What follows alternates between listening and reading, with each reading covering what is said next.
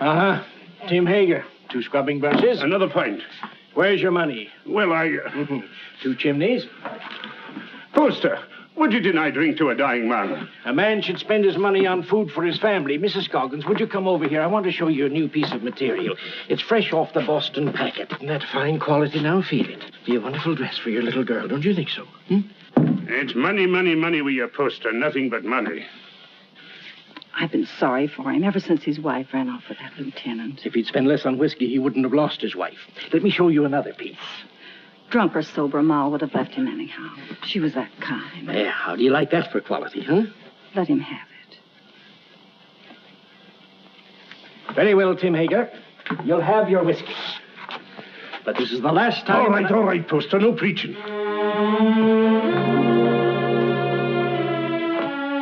It's his little girl I feel sorry for. Poor little Jenny Hager. Faster, faster!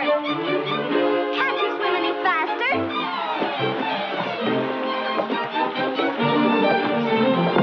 You're not even trying. Faster, faster, faster! Faster, faster! Come on, faster!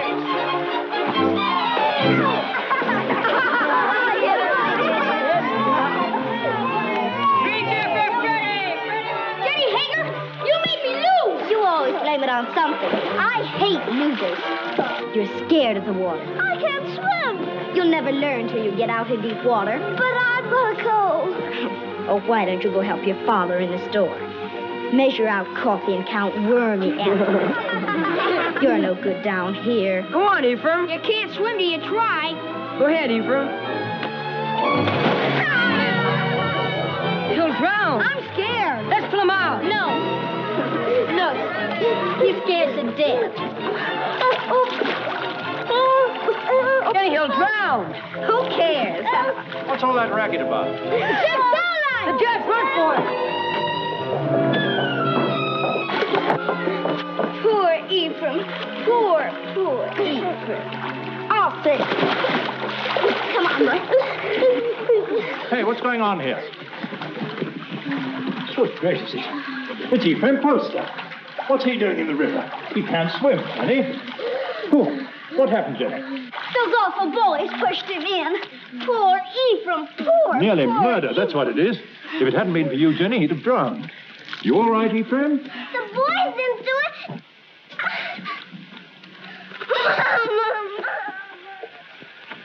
There we are. Ah, Tim, you're just in time. Huh? This little girl of yours is just... Tim Hager. Stumbling drunk in the middle of the day. You ought to be looking after you, Jenny, not going from tavern to Jenny? tavern like... I've no wife to care for either of us now. It takes money to bring up a fine lass, Your Honor. You mean it takes money to keep yourself drunk? Papa, let Jenny come to boarding school with me. Would you like to come to boarding school with me, Jenny? Would you? Boarding school? Yes, I'd like that. I can't send you to boarding school, but you could come live at the house and earn your keep, I guess. Help in the kitchen and run errands for Mrs. Saladine. No. If I can't go to boarding school with Meg, I'll stay with my father. All right. He is your father, at least in the eyes of the law. Now, you look after that girl of yours, Tim Hager, and stop being a disgrace to Bangor. Thank you, Your Honor. Drive on. Now, young Poster, we'll take you to your father's store. That tight-fisted, sour-blooded old skinflint. You might be better off with Mrs. Saladine, Jenny. Not in Mrs. Saladine's kitchen. I've no money to bring you up properly. Never mind. Before long, we'll have everything. Houses and carriages, horses and kitchen maids. All those things, my lass, you're a wee bit young. Just as soon as I grow up, we'll have everything we want. Because I'm going to be beautiful. Empty. Beautiful.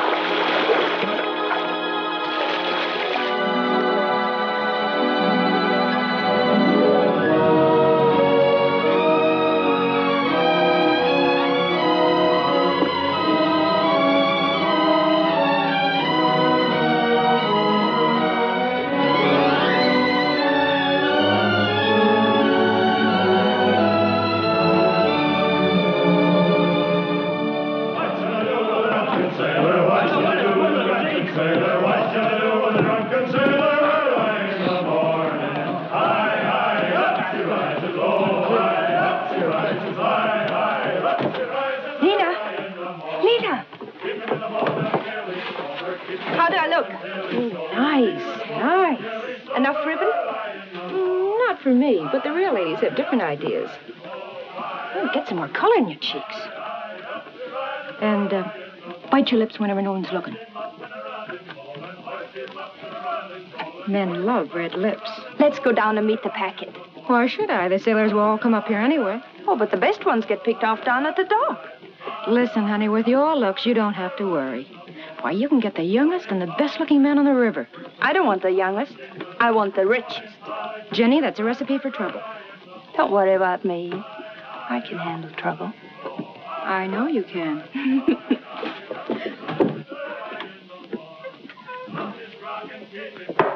Whiskey. All right, Mr. Hager, but you needn't holler. Someone might hear you out in the street. Who, for instance?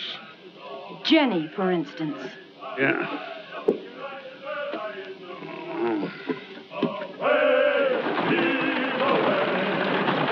Put some life into those men. Come on. Heave. Away. Heave. Yo-ho. Heave. Away. Heave. Yo-ho. Well, Jenny, come down to see the cargo? It's exciting. We get used to it after a time. I suppose I import more stuff than any other man in the state of Maine. How many vessels do you think I own, counting the lumber barges? 56. Who told you? Somebody? Here, have some tea. Got a handkerchief? Oh, I don't need one. Take a good handful of it there. It's a present.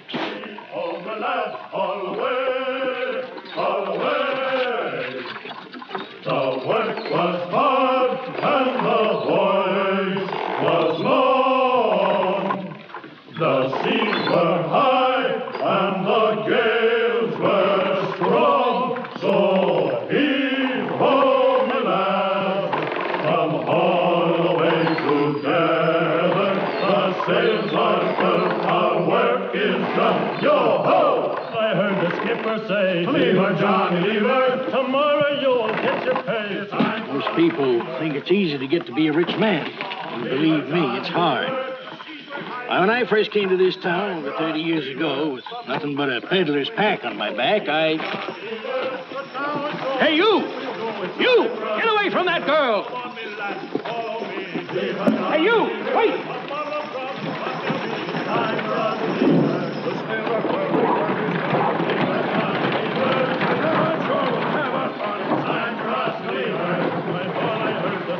Say, leave her, Johnny, leave her. Tomorrow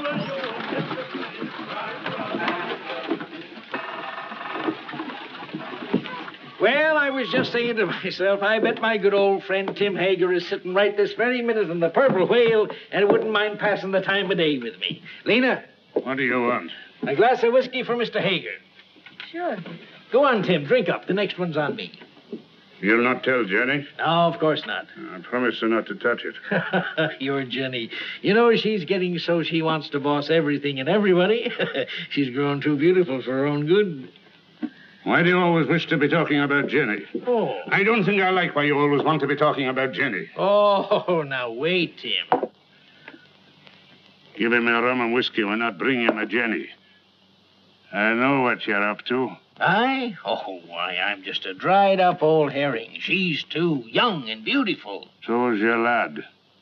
And you sent him to Cambridge to keep him away from her. Ephraim? Why, he's too shy and scared of her. She's full of spirit. She's for somebody like that first mate.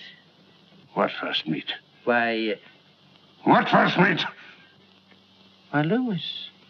My first aboard the Gadfly. He's as handsome as the old Nick, that boy. When I saw him and your Jenny walking away just now, I said to myself, there's a youngster who knows his way about with the women.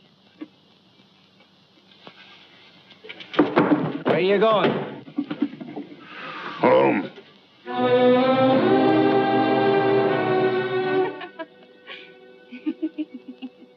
Good night. Oh, once I loved a pretty girl that I called Jenny mine.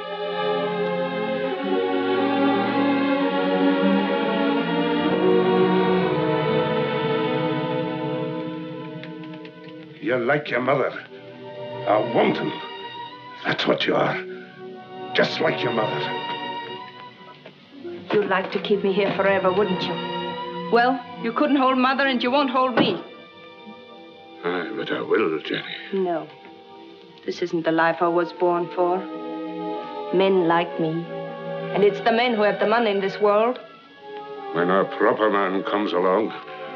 You'll take him walking in the dark and kill him, most likely. I know you don't want any man ever to look at me. But they do. You lead them on, Jenny. It's so easy for you to turn a man's head. Not with you at my elbow all the time. There have been dozens of proper men ready to take me out of this trap. But will you ever let me go?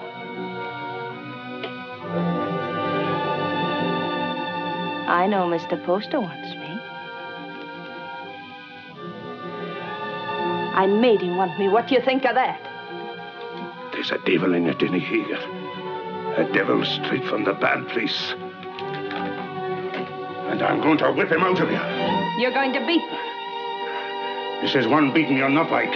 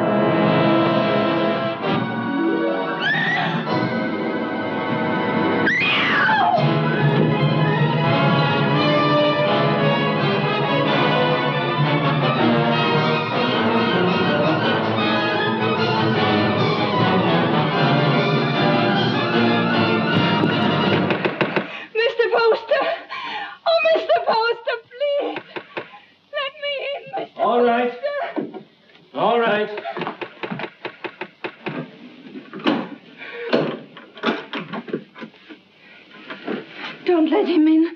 Don't let him get me. He'll kill me, Mr. Poster. What is it, Jenny girl? Who's after you? Father took after me with a whip. Land of promise, Mr. Poster. Come help her, Mrs. Hollis.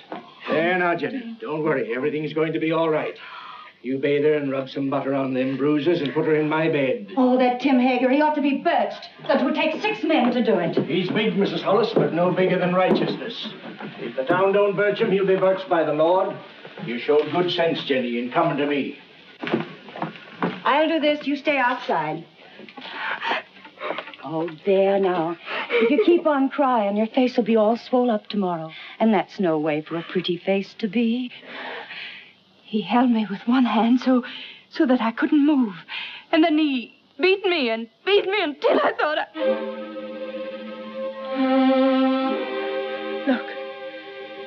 Look at my back. Oh, I can't go back there.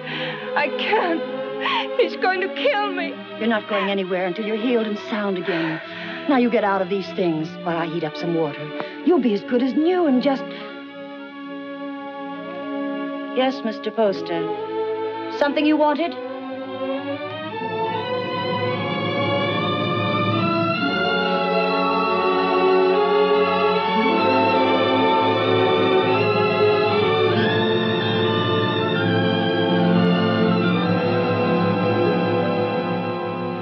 Drove her out into the night like a dog that wouldn't obey. Reverend, it's the rum that does it. We ought to scourge every tavern keeper out of town and into the river. If I had my way... We ought to be deciding about the girl, Deacon Adams. There's been enough scourging for one night. One thing is decided. The girl mustn't go back to her father. No. Someone must take her in.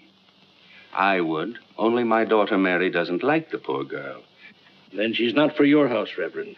Make a bad situation worse. I guess we could use her to clean and maybe help in the kitchen. But a young girl eats like a man. It's more than victuals, Deacon Adams. Your wife has all the understanding in her heart that a man could ask. But Jenny's of marriageable age. Yes, that's bad. And yet we can't turn her loose on the town's charity. She needs a home. Well, yours is fairly empty. Oh, no. Leave me out of it. It wouldn't be suitable for me to take her into my house. I have no wife. You have a housekeeper, a very respectable woman. But she might leave me, and I not able to get another. We'd have a scandal in the town. Aye. No, marriage is the only answer. And the answer to that is a younger man. What about your son Ephraim? They used to be so much together. Ah, he's a schoolboy, frittering away his time at college. She needs a responsible man. Well, there must be someone. A pretty girl always has a lot of friends. What good are friends? Most of them no older than her. It's our duty to find her a good home, an honorable name, regardless of the man's age. And it should be somebody with money. And by that description, Mr. Poster, you've named yourself. Oh, no. She turned first of all to you, Isaiah. Besides, I know you're not a man to thrust a suffering lamb back into the wilderness. Maybe she won't have me. She'll marry you, Isaiah. She's a sensible girl. And in the meantime... Mary! Mary. Bring me one of your dresses. Anything, only not too expensive. I'd be good to you, Jenny, if you married me. Like a father. A good father. And he ought to know how with a son your age. You can go back to sleep now, Mrs. Hollis. You've done all you can for tonight. I'll make up Mr. Ephraim's bed for you, Mr. Poster. It ain't as warm there, but you'll be comfortable. Your father couldn't come after you, Jenny, if you married Mr. Poster. You'd be free. An intelligent girl thinks of the future when she chooses a husband. I could marry you to each other right now, Jenny. And you'd be a rich woman. It's for you to decide.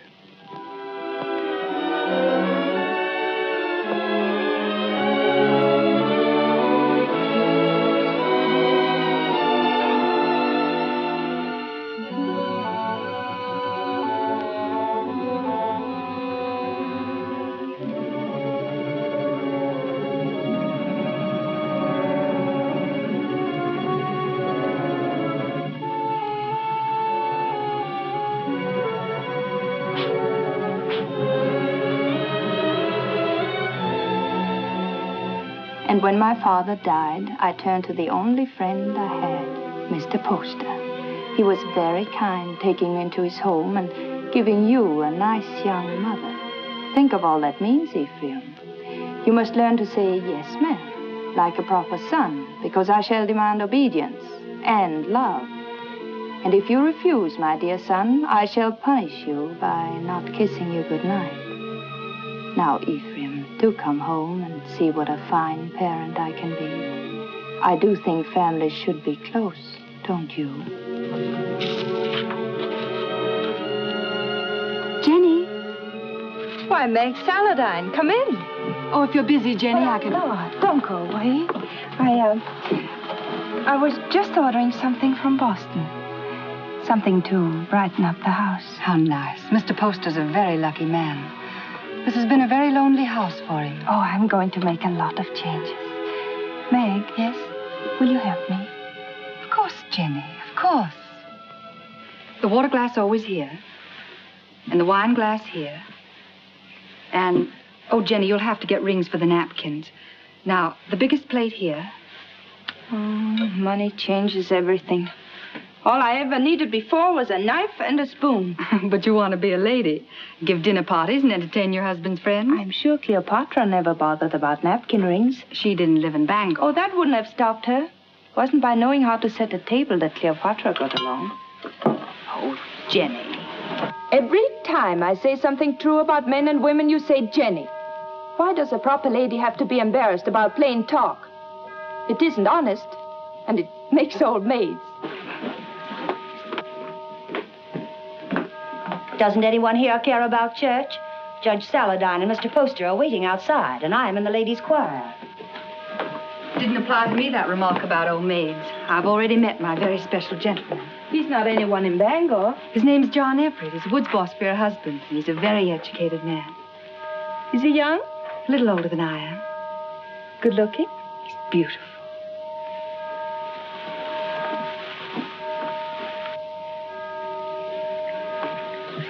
Why don't you marry him?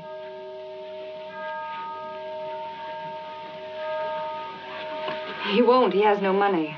Oh, that's nonsense. Does he love you? Yes. And you love him? Then make him marry you. Oh, Jenny, I wish I knew how. He's not like the others. He thinks things out. I'd know how.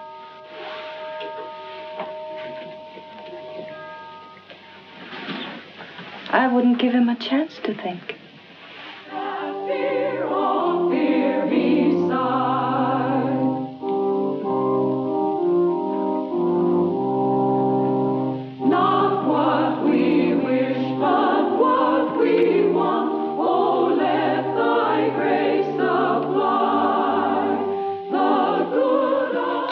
Hager. Jenny Poster.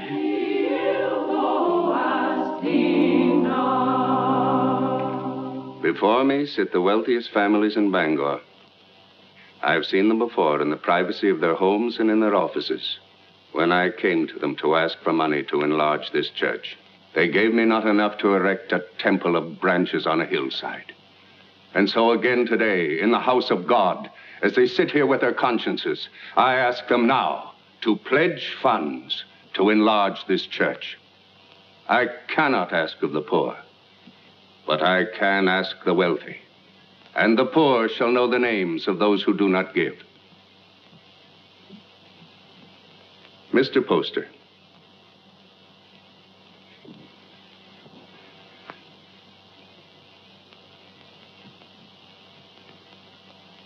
Judge Saladine?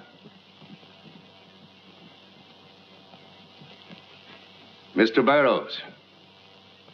Mr. Bailey? Mr. Clayton? This is intolerable. If you have no feeling for your fellow men, at least take some interest in the welfare of your own children. Grog shops and low houses cover every inch of our waterfront. Our wealth is poured into Devil's Half-Acre. And our young men, your sons, have nowhere else to go. Give me a bigger church, and I'll keep them here. Will no one pledge to the church more than just enough to save his face? Mr. and Mrs. Isaiah Poster will contribute $1,000.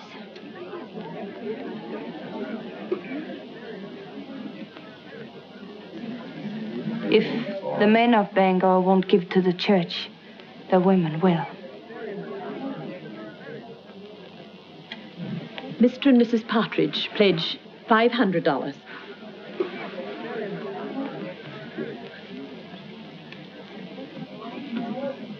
Judge Saladine will pledge $1,000. Jenny, I want you to go on working for the church. A church can endure only upon deeds and not lip service. I'd say her lips have done you enough service. $1,000. If you think I've so much money, you ought to... Stop it, Isaiah. You're the luckiest man in Bangor.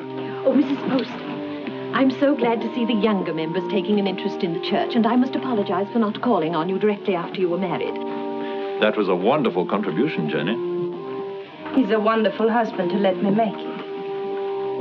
Good morning. Good day, Reverend. Good day, Reverend. Good morning. Good morning. Good morning. Tain't the money of mine, but I'd like to know what you're doing with it before you do it. I gave the money because I hate grog shops and what they do to people.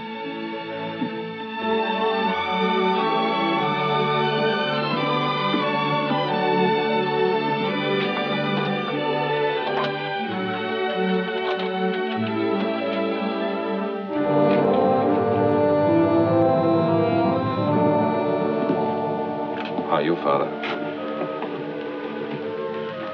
Hello, Mother. My name's still Jenny.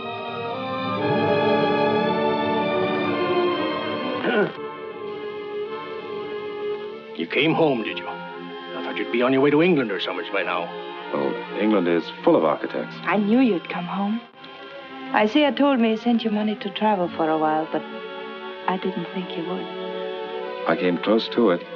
I didn't know whether to mind your letter or mind his and go away. It's easy to see which one you thought more of. Now, why do we stand here? Let's go in around.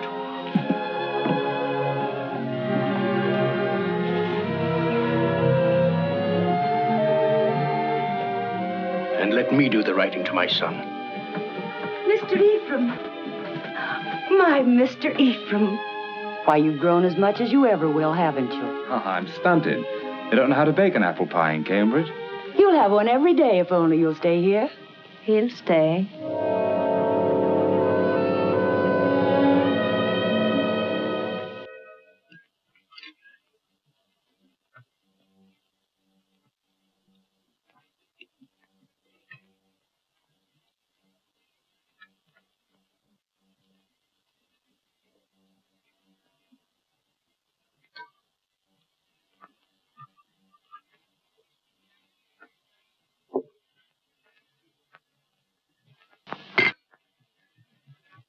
You'll find little to keep you in Bangor, Ephraim.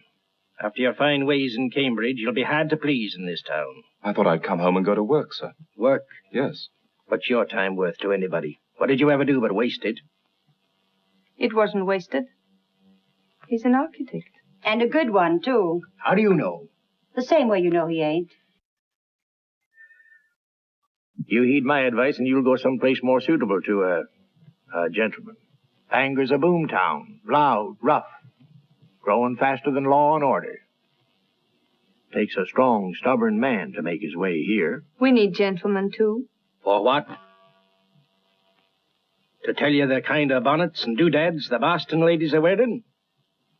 Yes. A young man of fashion would be very popular in Bangor.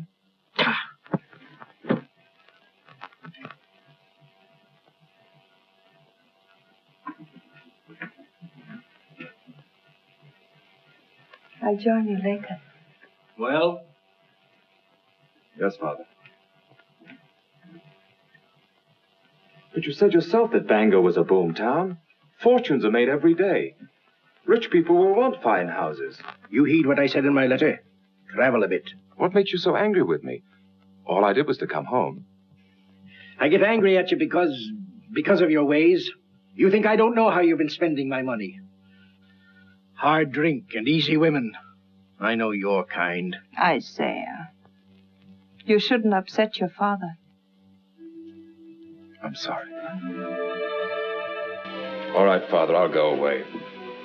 If you really want me to. I don't think he does. You want your son to live at home, don't you, Isaiah? I've got a headache from all this talk. I'll lock up. It's time we all got some sleep.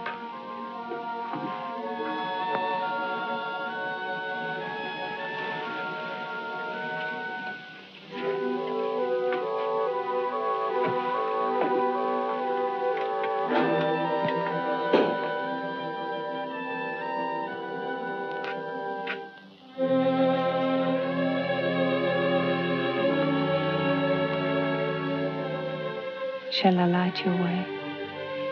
Thank you.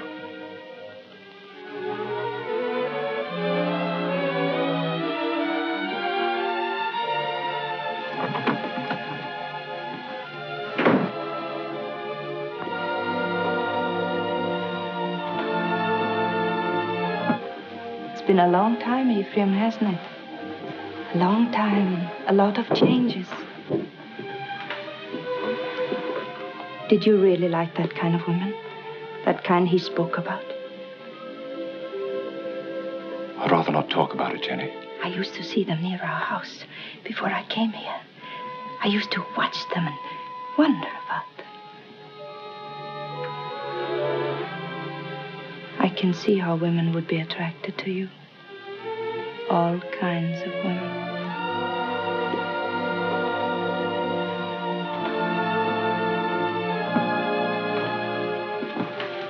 Good night, Ephraim.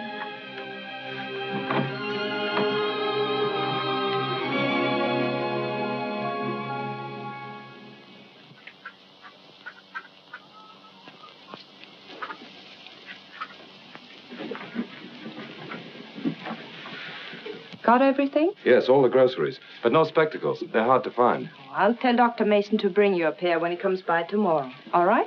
Oh, please, not Dr. Mason. He's a very good doctor, but he won't wait for his money. You're not to worry about money. Your husband worked for mine for a long time, and if Mr. Poster wants to send you a doctor and a pair of spectacles, it's his privilege. Mr. Poster? I'll be by in a few days, and in the meantime, if you need anything, send one of your children. Thank you.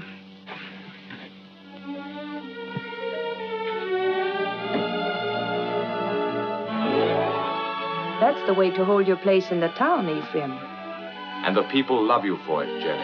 And I do want my husband and my son to be proud of me. Well, I wanted to see how you spend your days. Thanks for showing me. You've grown, Jenny. My father's wife's a great lady. I think behind Mrs. Isaiah Poster, you'll still find Jenny Hager. You remember Jenny Hager? Oh, that little ruffian? Oh, she pushed me in the river right here. That isn't true. The others pushed you in. I pulled you out. Oh, that's right, you did. Of course I did. Didn't we always stick together? Ephraim and Jenny, side by side against the world. Oh, we had good times here, didn't we? Better than we knew. Shall I tell you something? I always think of this as our place, yours and mine. This is where we first thought we were in love. Yes. Silly, wasn't it? This is where you came to tell me your father was going to send you off to college. Yeah. And I said it was because of me. And I said he'd never separate us by sending me away. Oh, Jenny, the things I said. Because if you'd been home the night I came to your house, I would have been married to you now. Let's go, huh?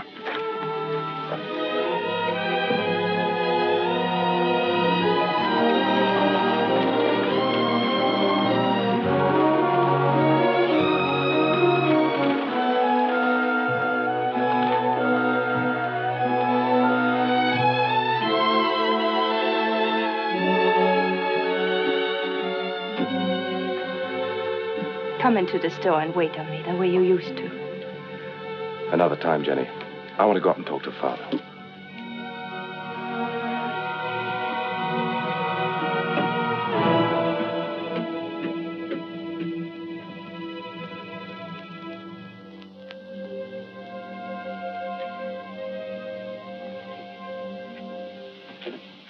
Hello, Father. Be with you.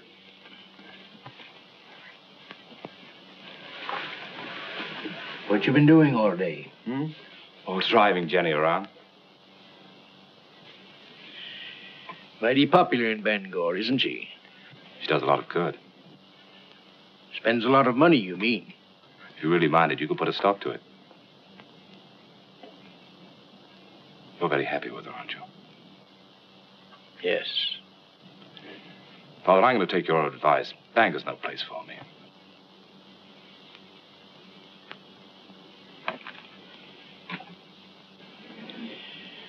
When will you be leaving? Right away, before the river freezes. I thought I'd spend the winter in Boston and then go off to Europe in the spring. I think your father needs you here, Ephraim. Why, Jenny, you feet like a bird. I didn't hear a sound. You want him to stay, don't you, Isaiah? Why don't you tell him you want him to stay? Can't you be honest with your own son? I'm honest with everybody.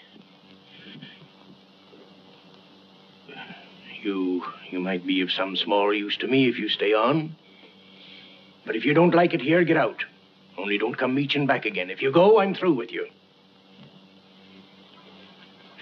I'll take you home.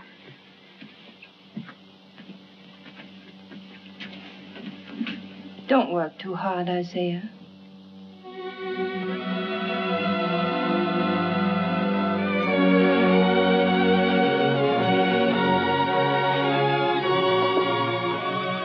Surprise. When Bangor's Lady of Mercy goes out to deliver her packages, her sleigh should fit the season. That's a confession you've been thinking of me. Of course I think of you. Yet you've been avoiding me. Careful. Paint. Put it down.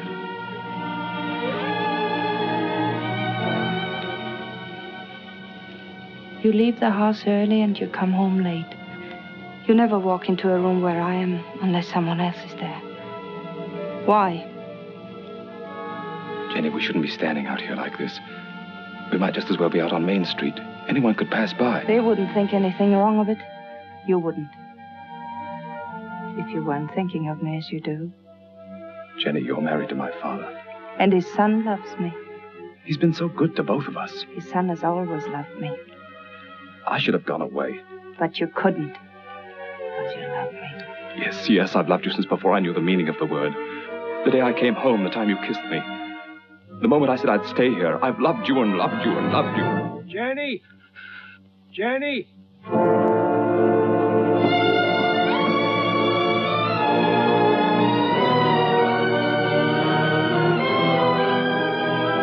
Jenny! Father's very ill. Send for a doctor.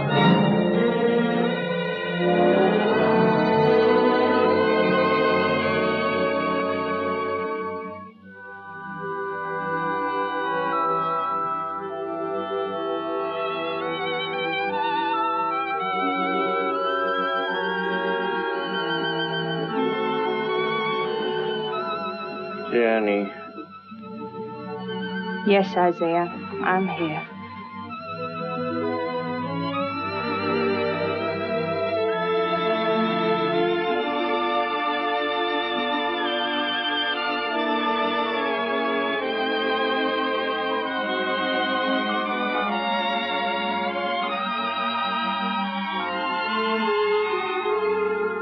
You keep this up and you'll fall in your tracks.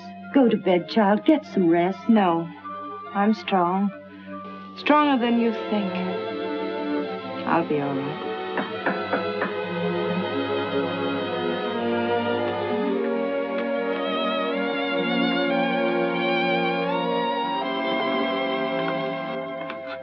How is he? Just the same, sir. Is there any possibility of speaking with him, Jenny? There's trouble in town. Dr. Mason says warm weather might bring him around. But that's a long way off. We're at our wits' end. There are too many people in town, too much idleness. Did you hear the shooting last night?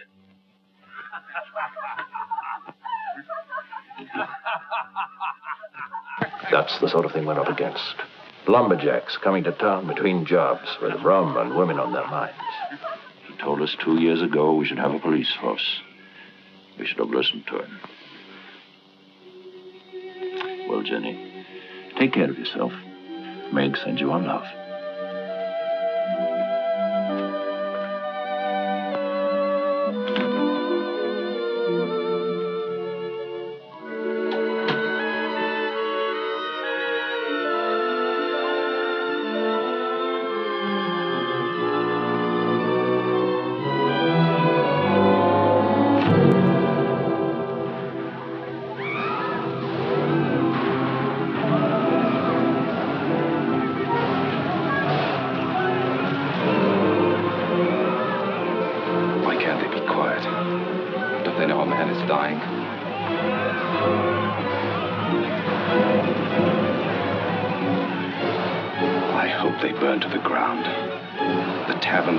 And the people in them.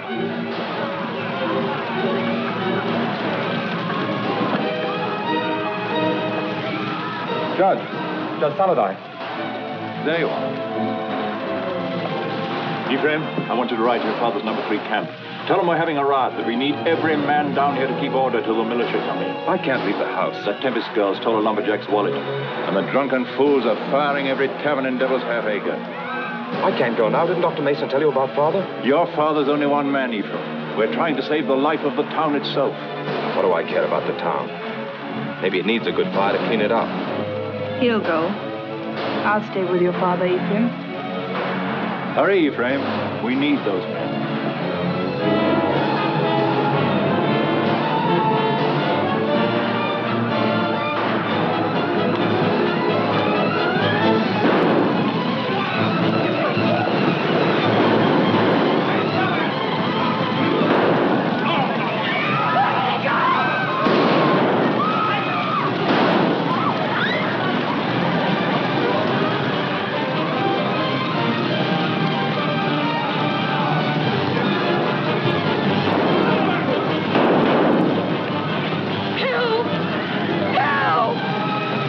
Jenny!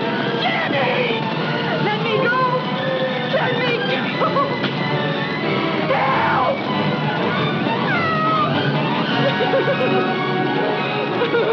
Smoked you out, didn't he? Where's my money? I didn't take it. I didn't take it. Where's my money? Let's give her a bath. That'll loosen her tongue. Let her go. Keep out of this, ma'am. People are getting hurt. I didn't steal his money. He was drunk in the back room. I only came in to take away the glasses. Anyone might have been there before me. It had to be mighty fast to get in a man's pockets before you. $100 a hole when there's work. I say dip her in the river. Come on, what you do with it? Oh, Jenny. Let her go. I'll give you the money. You're Mrs. Poster. Yes. It's nice to meet the gentry, ma'am. But I'm not so sure I'll be happy just to get my money back. We want to know what's going to happen to her. Since I'm giving you the money, it's my right to decide that. Why do we gibble and gabble about it? There's the girl, there's the river. Let's give her a bath. Wait. We'll be waiting for your store to open in the morning. The money isn't there. We're coming up here and collect it.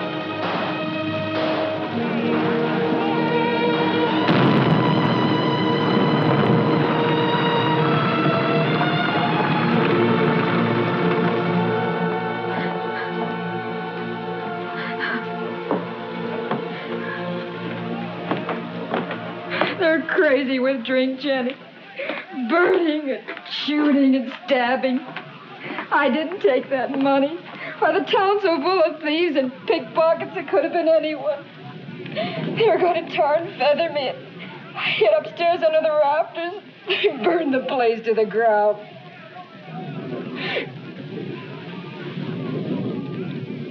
If I'm to go up to Camp 3, I better leave now. I want to be back in the morning.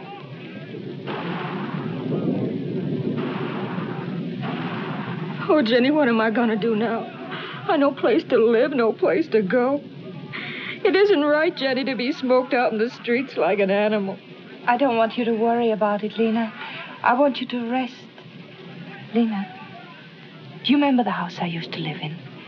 Well, I want you to stay here for the night, and tomorrow you move in there. Won't cost you a cent, and if anyone should bother you, you come to me. Oh, you're good, Jenny. That's why you come up in the world. That's what I tell everybody about you.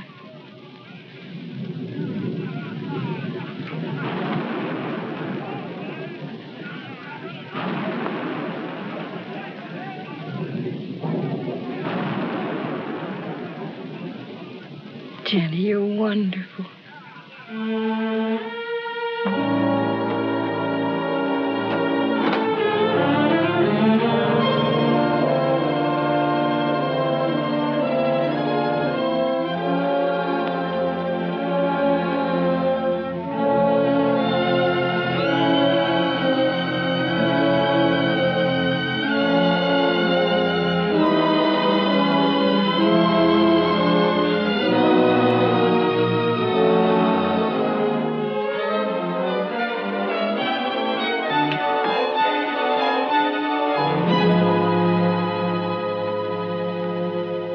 Are you going to take the carriage or the brown mare? I thought the mare would be better. You'll be careful, won't you? I don't want anything to happen to you.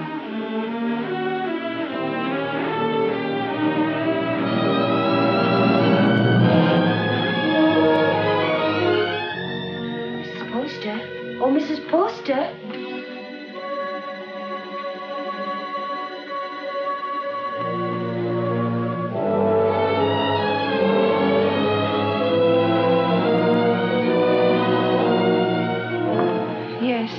The fever's broke. He's breathing better.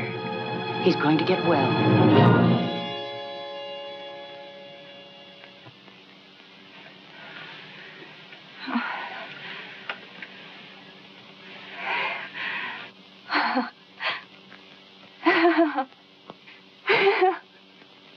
Jenny, my poor child. You've been so brave. But you mustn't break down now. You mustn't.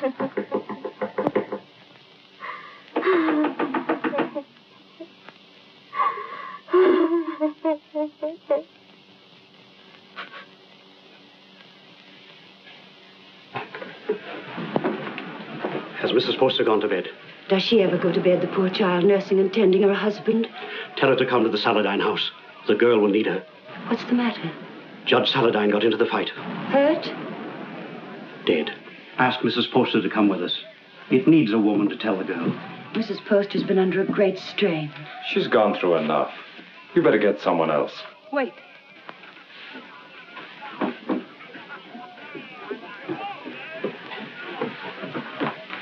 Pack my things and send them to the Saladin house. I'll be spending the night with Meg.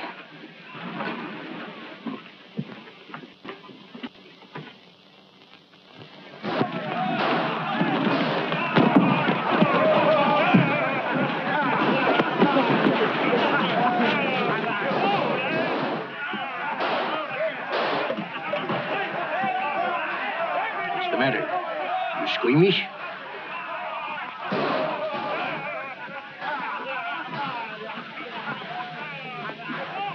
They're still fighting. Can't someone ask for permission to bury the dead? I did. So we all sit about and wait for the liquor barrels to run dry. The loafers and drunkards have taken over the town. And for 3 days, a man like Judge Henry Saladin can't be carried to his resting place. There's a fine victory for rum. Don't talk like a fool. When those woodsmen come in from the timber, they want some excitement after the winter's work. You take away their pleasures, they'll go to work in another part of the country. Which only proves that we've got to have a police force. Some sort of city government, that's all. You've been too tolerant a man, Isaiah Poster. Too interested in lining your pocket. When my lumberjacks come down from the hills, they'll patrol the town till we get him decently harried. Why don't you lie down for a while? You worried about me, Jenny? That you'd found out what kind of a tough old tamarack you'd married.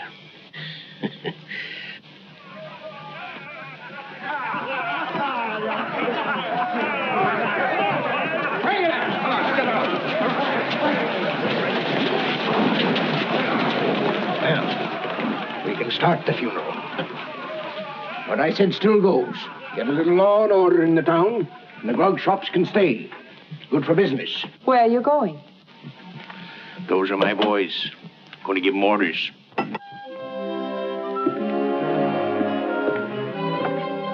Look. Oh, I say, are you hurt? You all right, Mr. Poster? Yes. Now, John, I want you to take some of your men ahead of the funeral procession, put some alongside and some at the rear. Keep it all as quiet as you can. The funeral should seem peaceful. Jenny, this is John Everett, my wife. You're Mrs. Poster? She sure is. How do you do? John. I thought I heard your voice. Meg, Darling, I'm glad you're here. it's terrible about your father. I hated your being alone when it happened. I pretended to myself that you were with me. It gave me strength. But if we don't have the funeral soon, I'm afraid I'm going to break down. Meg, you'll come to our house this evening. You'll be with us, won't you? Thank you.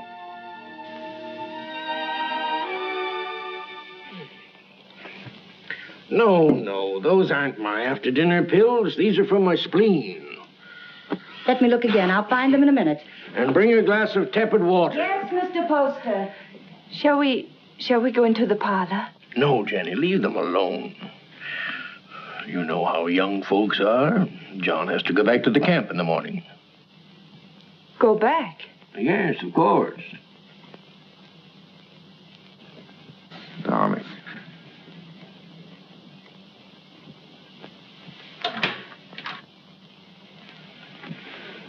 Our lovebirds have closed the door. The pills, Mr. Poster, and the tepid water. Thank you. Huh? Why must you send him back? I need him up at the camp. He's a woods boss, not a policeman. Of course, if your business means more to you than the safety of your home and family. Jenny, he's got to get that timber cut. That's all there's to it. I'm sorry we were so long, Jenny. I thought you and Mr. Poster would come in. I wanted you to be alone. Surely you can stay in Bangor a few days. I'd like to. She needs you. Well, I'm afraid I'll have to be away for a little while. She won't be alone.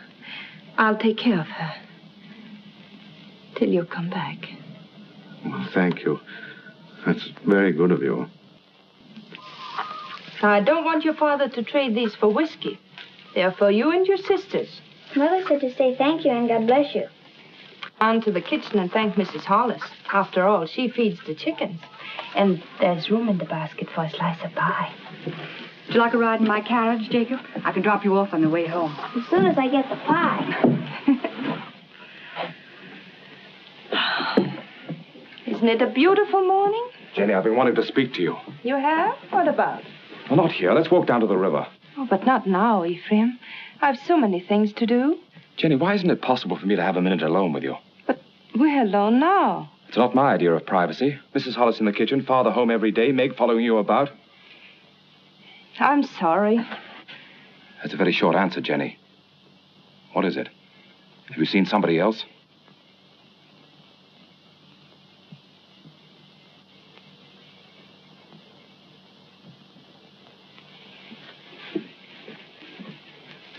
They stole nearly 10,000 feet of first-run pine. Where? Upper Big Bend. And there's not a trace of who did it. Mr. Poster, unless you get the law to step in, there won't be a choice tree left in that whole section. Law. I own that land, and I'll make my own laws. I've got to make a trip up to the hill countries. Timber pirates. I want you to come with me. Me? It's time you saw what pine on the stump looks like. It's my business, and you ought to learn it. Come along, I'll get you something to eat. Thank you, sir.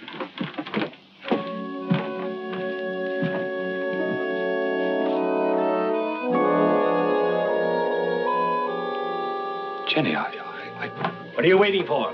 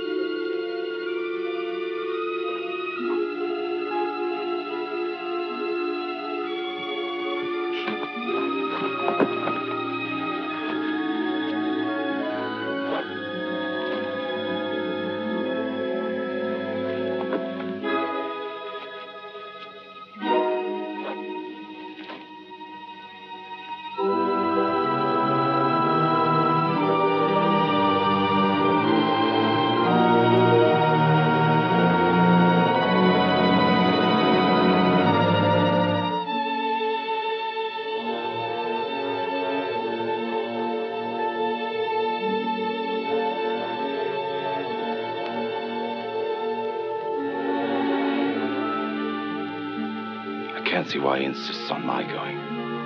I'll be dead useless weight, and afraid of the water besides. Boats would be bad enough. These will be canoes, flimsy Indian canoes made of birch bark.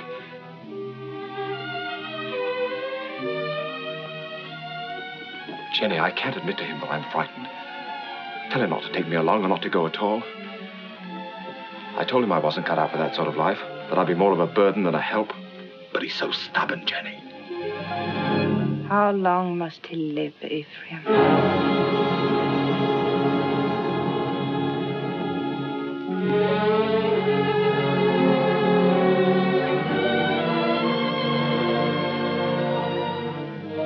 How long must he live between us? Jenny, don't talk like that. I want you to do something for us. But you're afraid. I could promise you so many things, and yet you're afraid. He's my father. As long as he's alive. Why does everything frighten you? You're going to make me very angry. And if I get angry and go on wanting you the way I do, I might tell him what happened between us. Nothing has happened between us. No. But which of us will he believe? Jenny, you couldn't. You know what that would do. He lived a full and useful life. It would be a pity to see him die. But a greater pity to see his life ruined. With a lie. We've been living a lie, Ephraim, and I want to be done with it.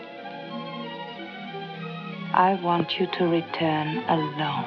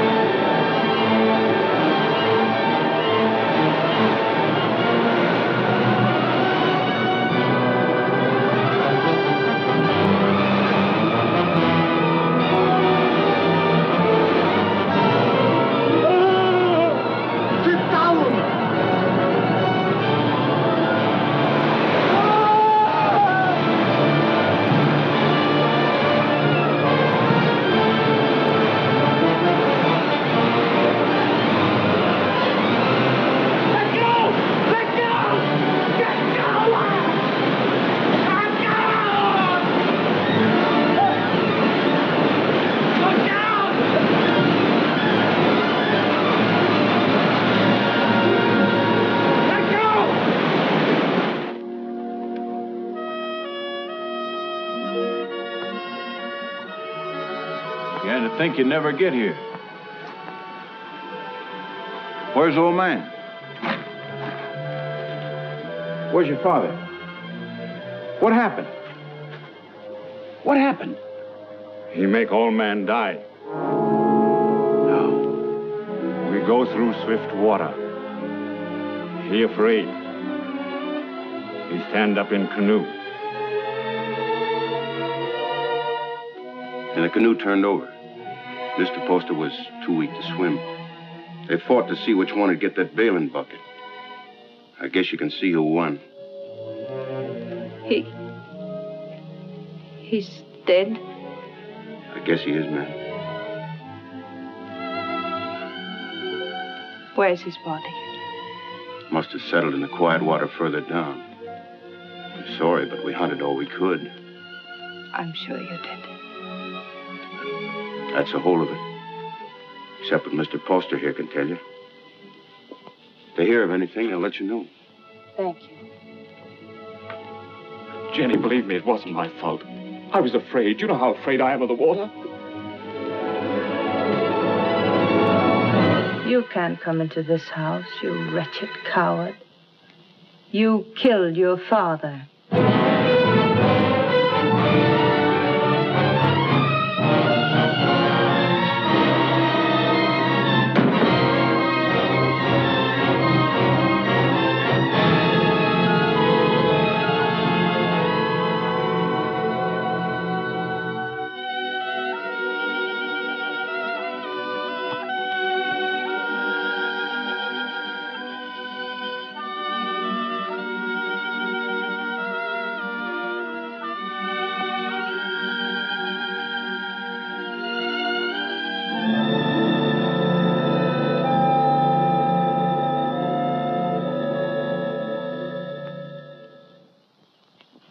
My husband was a fine businessman, but it never occurred to him to provide for the handling of his fortune after his passing. Well, there'll be no cold, unfriendly bang telling my woods bosses what to do.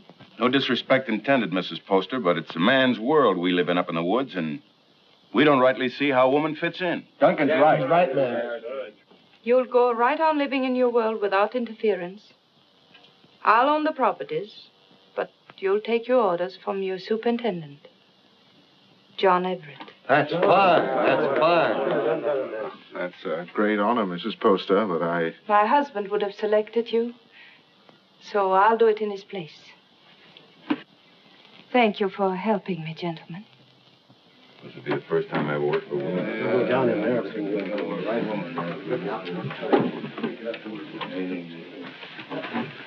Until this meeting, I thought I was very much alone in this world. Mr. Poster was a fine man. It'll be an honor working for his lady. We won't give you any trouble, Mrs. Poster. Good day, ma'am.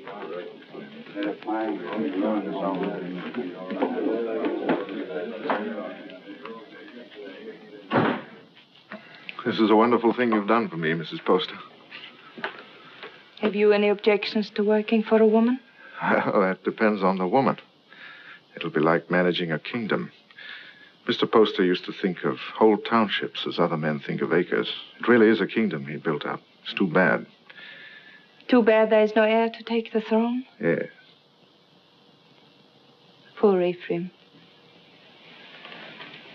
I never gave him a chance to explain. I accused him without proof. What more could you need? They saw him do it. I didn't. And I know he loved his father. You've got to stop brooding over it, Mrs. Poster. You'll only harm yourself, and it won't help Ephraim. I saw him on the street last week. He was drunk. And Dick and Adams were shouting, "You've chosen your damnation, and eternally damned you'll be." There wasn't anything you could do to save him. You're very tired, Mrs. Poster. I won't be after today. I've placed my troubles on your shoulders. Please carry them well for me.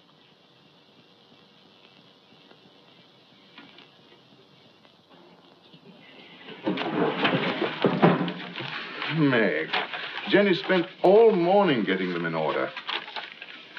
Don't, Meg. You'll only mix them up more. I was only trying to help. Oh, I'm sorry. I didn't mean to shout. You're tired. In every bone, driving timber was nothing to this. You might as well have remained in the woods for all we see of each other. I'm doing my best, Meg, but the work takes up all of my time. I know. I wasn't criticizing. I was just wishing that... But what? John, Yeah? I'm lonesome. John? I'll see you tonight. For dinner? That's a promise. Meg, I haven't seen you for days. Food for a hard-working man. Ah, that's nice. And a cup of tea for both of us. You'll have some, Meg, won't you? There isn't enough for the three. I'll give up mine. The accounts receivable are all mixed up. I had them in order, but then the wind came in. Oh, later. You haven't eaten since morning. Meg, your man doesn't take care of himself. You better do it for him, or there won't be anything left of him to marry. John, there's a rumor that a company's being formed to build steamboats. Is that going to affect us? Not while water freezes, because then steam's no better than sails. But steam trains, Jenny. Just think. There'll be one to Old Town, and one maybe to Holton, and definitely one coming this way from Augusta. And we can load our wood right on our own trains and get into market weeks before the ice breaks. We'll outsmart everyone in the business. There'll be no stopping us once we get started. Jenny, you'll be the richest woman in New England. Then we'll have to make you the richest man. What's happened to Meg? Meg?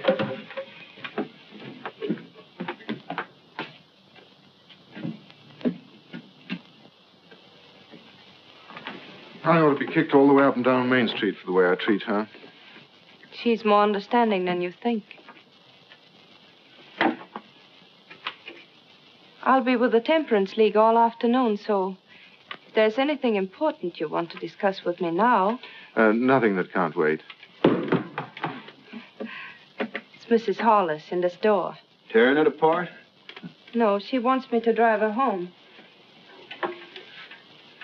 Working again tonight? I'm having dinner with Meg. Good. Take better care of her, John. You do neglect her. Goodbye. Bye.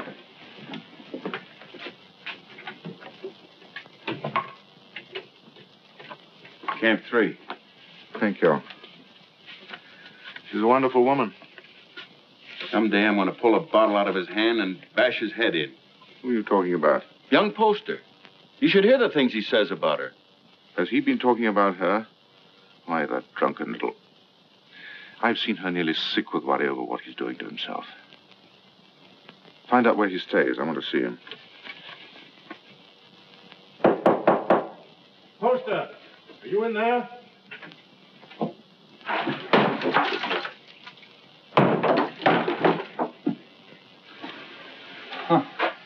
I must be making trouble. Much more than you're worth. I'm worth very little. What happens to me now? You beat me up yourself or some of the boys outside? Come in. Drinks for everybody. No witnesses.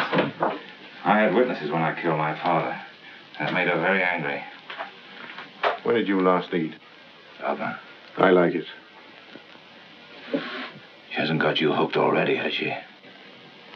You'll kill yourself drinking all this stuff without any food inside you. Come on, let's get something to eat. You're doing me out of my dinner.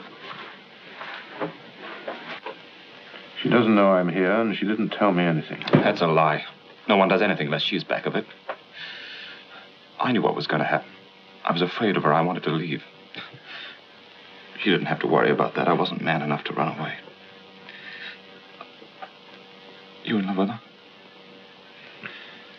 I happen to be engaged to someone else. What difference does that make? Jenny was married to my father.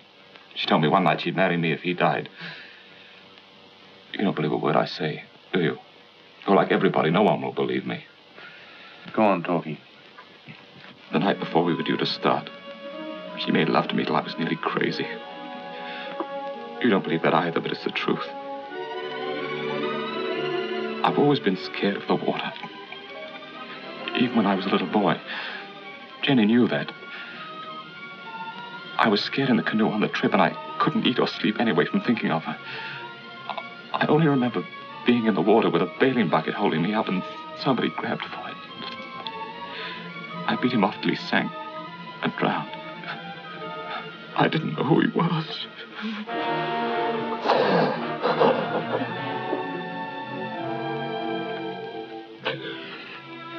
She's so rotten. You've got to believe me. She's not even a human being.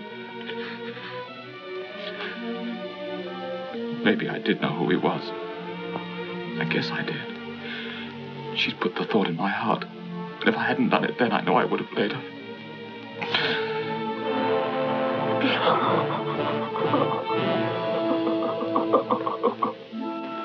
I don't know what you're talking about. You didn't make him love you? But of course I did. He was my husband's son. I wanted him to love me. That isn't what he meant. Was he sober when he told you that? Jenny, don't you think I know when a man is lying? Before he talks very much more, you better prove that you had nothing to do with him. Prove? To whom? To the town. The town? Is that what you want? Come back with me to his shack. I want you to face him. Now. But... the rain. You know what happens to the roads in the rain? Yes. They get very muddy. But they don't change their direction. Good night.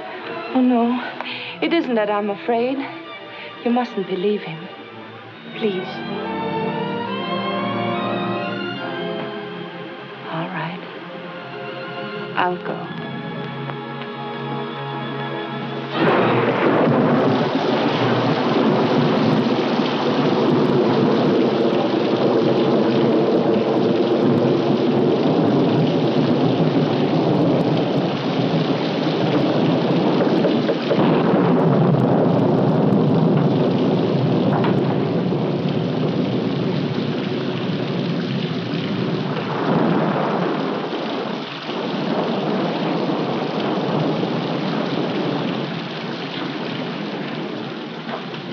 Gone far in this rain. We'll wait for him. I'll put the horses in the shed if you'll light the way.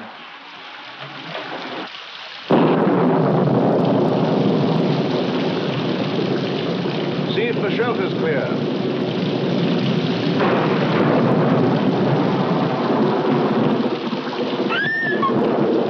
What's the matter, Jenny?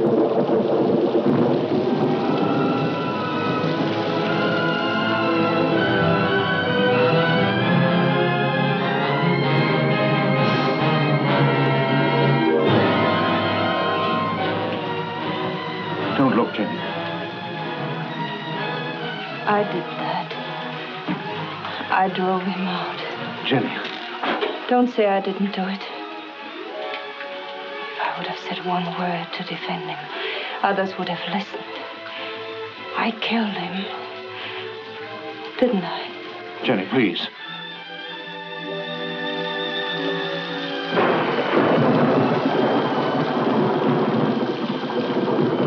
Go inside and sit down. You're shaking.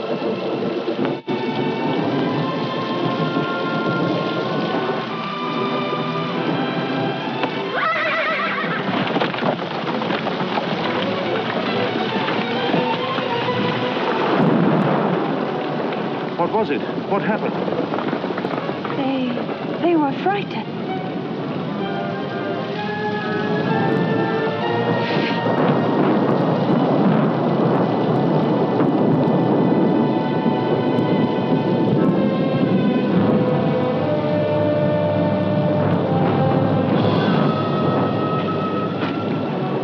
We're 10 miles from town, and we'll have to walk.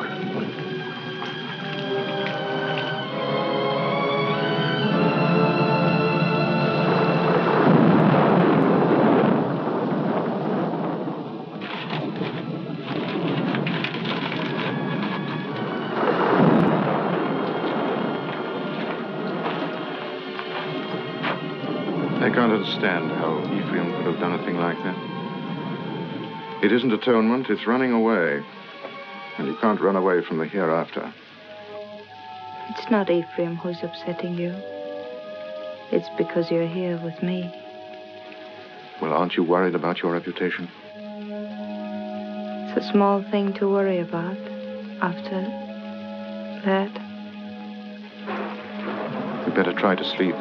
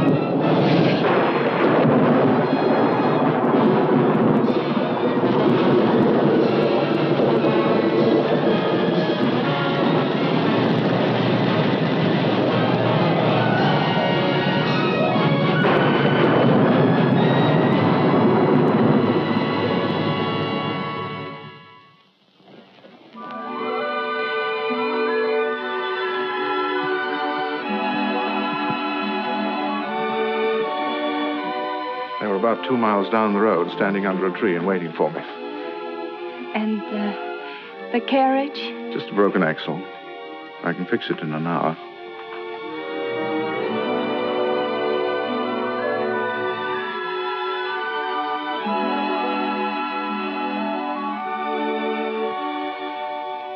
Jenny, what about Meg?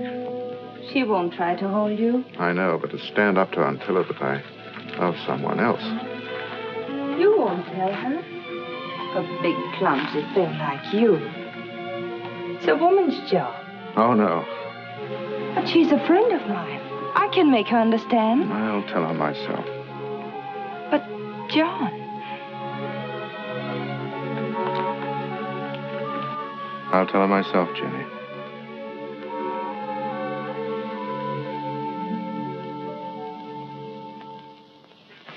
It must have been the storm. That's the only way I can explain it. The storm and the excitement and the lightning struck us.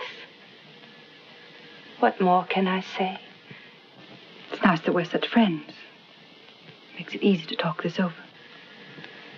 There's nothing to talk about. I love him. But if you still want him, he's yours. You know that. You know I'd give him back to you if you asked me to. I suppose I'm a fool. Why? I should have realized that when he said he loved me, he must have said the same thing to you just the day before. No, he didn't. He never said those words to me. I thought it was because he was shy.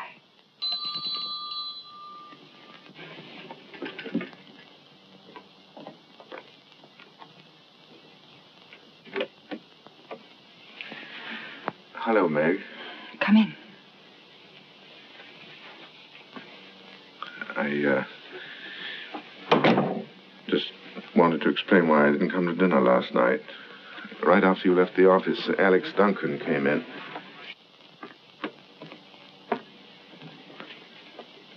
Jenny, I told you I wanted to explain this to her myself. I didn't think you should. I'll be waiting for you outside.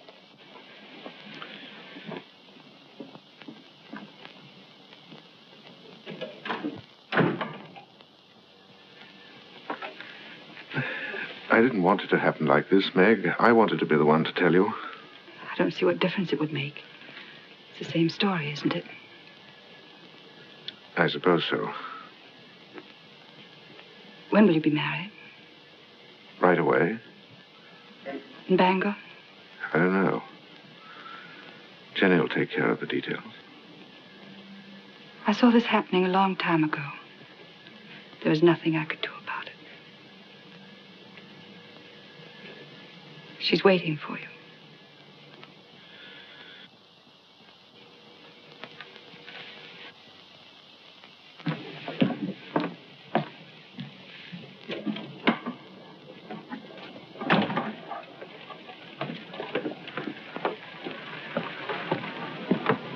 Jenny, how could you do a thing like that? I thought if you came here alone, you wouldn't come back to me.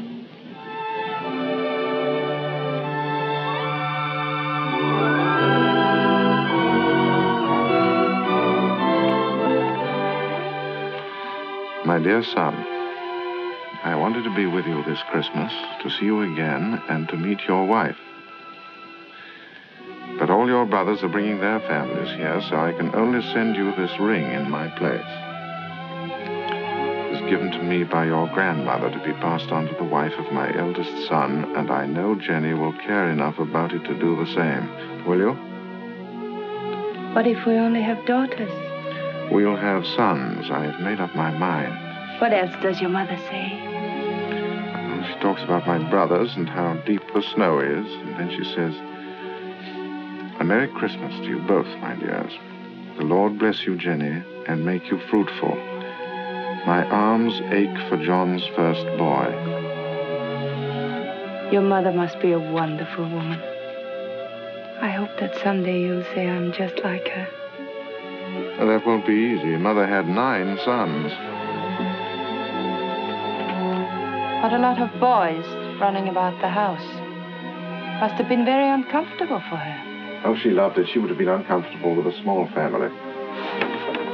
The Everetts run to numbers. Tell me about your brothers.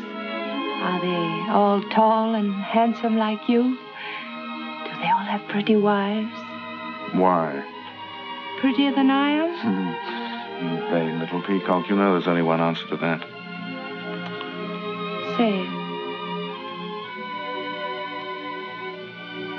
I married the loveliest of them all, and the best.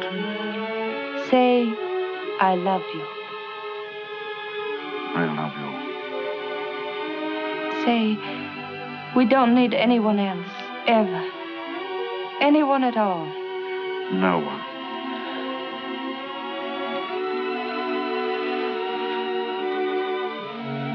I always lose happiness. I can't seem to hold it. Keep me happy, darling.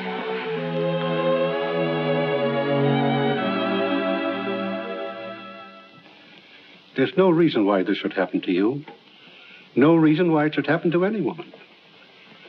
Quite often, nature seems to fumble, Mrs. Everett, and doesn't make a person complete. We can't even hope in a year or 2 or ever. Not in my opinion. Of course, you're free to consult with another doctor. I can give you the name of a very fine one in Boston, and I know of another in Philadelphia. I believe you. You mustn't decide, my dear, that the future's altogether dark and empty. You can adopt a child, you know. It should give some release to your normal womanly emotions. I want a child of my own. You won't talk to my husband, will you? I'll tell him myself when I think it's the right time. Of course. You see, he wants children. He's very fond of them.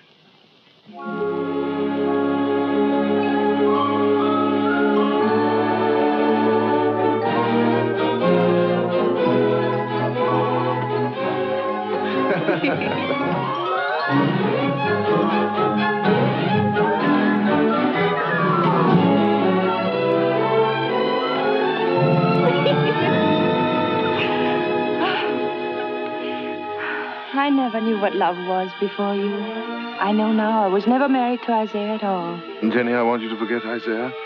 I want you to forget your whole life before I came into it. You know, a lot of new furniture isn't going to change that house. Why do you want to go on living in it? Oh, but it's a good house, John. It'll stand for a long time. At least until we know just where to build another. Well, I'm not finicky about where it'll be. I just think you want to go on living in that old tomb. What do you say, Jenny? Should we start building our own house? But that is our house. It belongs to Isaiah Poster. Let him keep it. Oh, but he's dead and he left it to me. It belongs to him and his son, and it's full to the roof with sorrows. I want to get out of it. I want new rooms and more of them. And for the sake of our children, I want light and air. There are enough rooms now. Which isn't the right house, Jenny. It's too close to Devil's Half-Acre. It isn't the place to bring up children.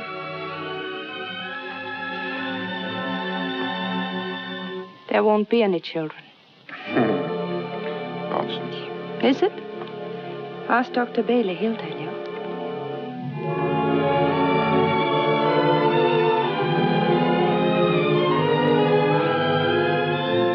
Seems there are some things we haven't talked about. When did you learn this? Some time ago. What exactly did Bailey say? Oh, I don't remember. Makes a lot of difference, doesn't it? How do you mean? Between us. Doesn't make any difference at all. There are many things a husband and wife can live for. I wonder what you'll think in a few years from now. I'll think that you're more beautiful than ever, and that I love you very much. Oh, look. There's Lincoln Pentridge. He's a great man. He has special powers.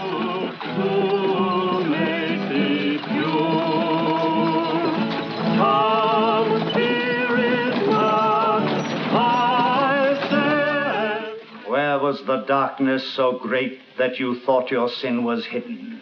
There are eyes that search out every sin. There is a tongue that will accuse you on the judgment day. There is a hand that is terrible in its strength. What is so beautiful as a pure woman? What is so vile as an evil one? The good women of Bangor, such loud amens and nodding of heads, because I spend my fury upon her, and not on you.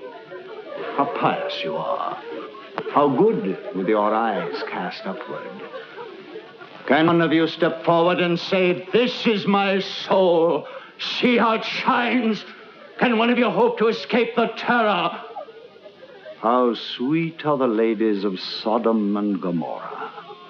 How sweet in silks and satins and laces and ruffles here in the house of God. How costly must be the perfume that will not let you smell brimstone. What great secrets are among you? Who is named Vanity? And who is Lust? What woman has put away a husband? Which of you has taken a man from her sister? This is your sister. Come forward and sit with her and be counted. You cannot hide behind your beauty. Your beauty has made you evil, and evil destroys itself. Your soul will become naked. The truth will be revealed. Confess now, while there is yet time. You cannot escape. You can never escape. There will be no sons to mourn for you, no daughters to weep for you. Evil does not propagate itself. It withers in its own fire and is consumed. The lips of a strange woman drip honey, and her mouth is smoother than oil. but her end is bitter as wormwood, sharp as a two-edged sword.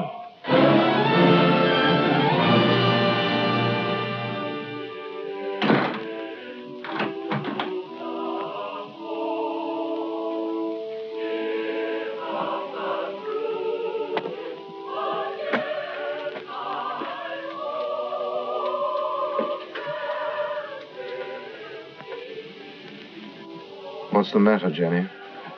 I want light. It's so dark. Why do you go to those meetings? It's not like ordinary church going. You come home exhausted and afraid. He was talking to me. Straight to me. I mean, what is it? The pit he talks about isn't down below, it's up here. I don't know why I listen to him. He tries to trap people. Tries to make them admit things that aren't true. He's not any better than the people he talks about. No, he's right. The town is becoming a sinkhole. That horrible man. To say to me what he did. He wasn't talking. He was talking to people like Lena. Jenny, I've come to a decision. We're going to put Lena out of your house. No. I don't care what she meant to you when you were a child. I'm talking about what she is now. I don't want you to be connected with her. Why not? In what way is she different from us? Except that she's more honest. She goes out of your house tomorrow. I don't want her sins on your hands. You good, righteous man. You hypocrite. Telling others what they must and must not do while you live in this house with me. Do you know what went on in this room before Ephraim killed his father? Jenny. Do you remember the things he said about me? You said he was drunk and afraid. Of course he was afraid. We're all afraid. There's hell opening under our feet. Jenny. This is where he said, sit down, John, and I'll show you how I made him kill his father. Sit down and I'll kiss you the way I kissed him. Why do you look at me like that? Why do you pretend everything he told you was true and you knew it? You knew it!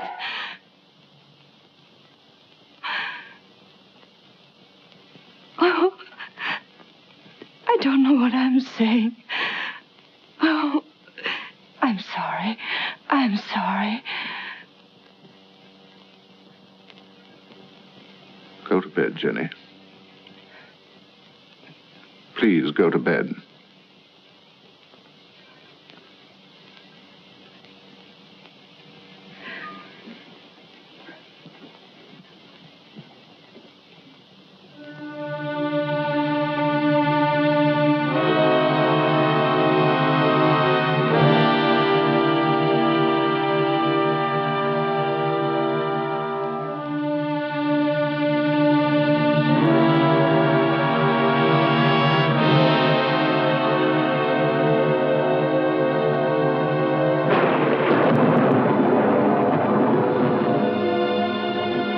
John, is Mrs. Hollis back from church?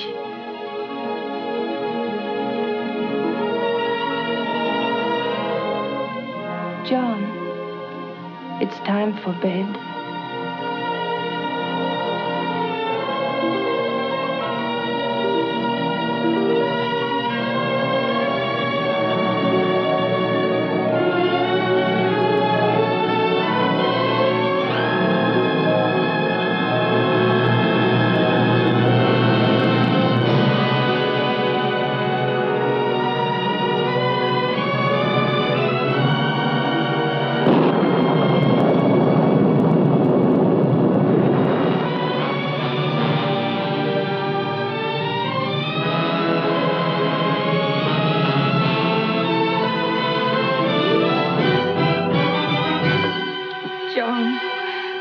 Forget what I said. You know I couldn't have done it. I never believed it. I tried not to believe it. Because you love me. You still do. Yes. Darling, don't be unhappy. We know each other now, and that's good. There'll be no more misunderstandings, no more quarrels. Oh, darling, there'll be just the two of us. No, there won't. There'll be 3. There'll always be Ephraim.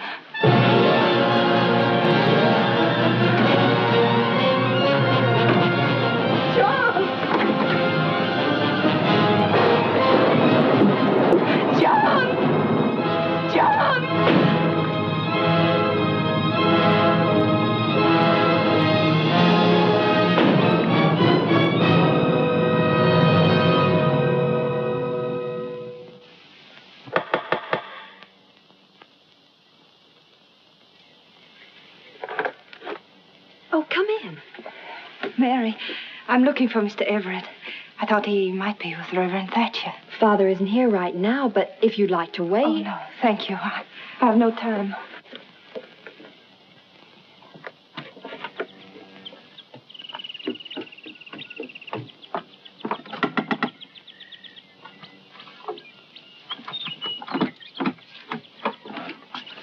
Good morning.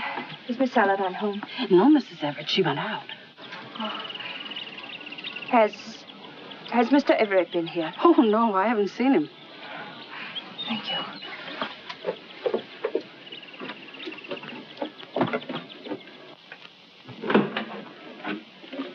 Oh, I thought it was Mr. Everett.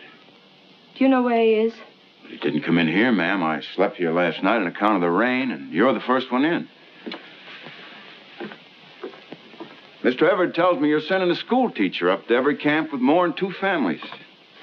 That's a handsome thing to do, ma'am. I guess you're mighty fond of children. Duncan, who did sleep here last night? Was it you or Mr. Everett? Ma'am, I told you. Oh, that's just another one he has. He sometimes... He wore this hat when he brought me home from church last night. And he wore it again when he went out for a walk. Now, why aren't you supposed to tell me where he is? You put me in an awful fix, ma'am. I promised him... Duncan, he isn't well. Couldn't you see that? What good is a promise to a sick man when it keeps his wife from helping him? Is that the trouble with him? I kind of thought he looked funny around the eyes. Where is he? Well, I'm not telling you, mind you, but that'd be the wrong kind of hat to wear up in the pine country. Where in the pine country? Fire watcher's cabin. Indian Hill. When will he be back? I don't know. 2, 3 days, I guess. Said he wanted to go up there and think a while. Oh, I got a loose mouth. That's my trouble. Makes 2 people I told where he is. Who is the other? Miss Saladin. Miss Saladin. Came in here about an hour ago and dug it out of me just like you did. Said she saw him last night alone. Acted like something was wrong. Next time he trusts me with anything, it'll... It was very good of you to come up here, Meg. But there's really nothing you can do to help me. No one can help me but myself. My whole life with Jenny has been the act of running away. I ran away from the woods where I belong. And again, I ran away from the truth when Ephraim tried to tell it to me. I forced myself not to believe him. I understand. If you had, you never would have married Jenny. No. But this time, I'm not running away. Right or wrong, my place is with Jenny. I love her, and I'm going back to her. John, I'm glad. Because I believe that her love for you has made her as good as everyone always thought she was. Shall we go now?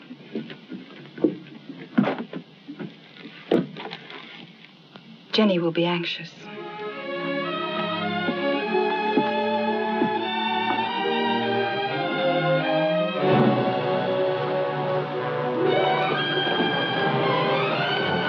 It's Jenny.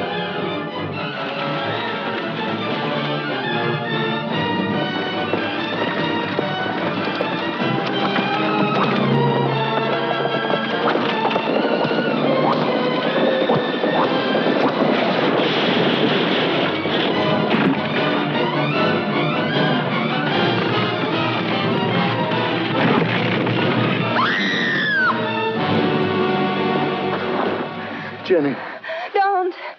Don't move me. John. Don't talk now. Meg!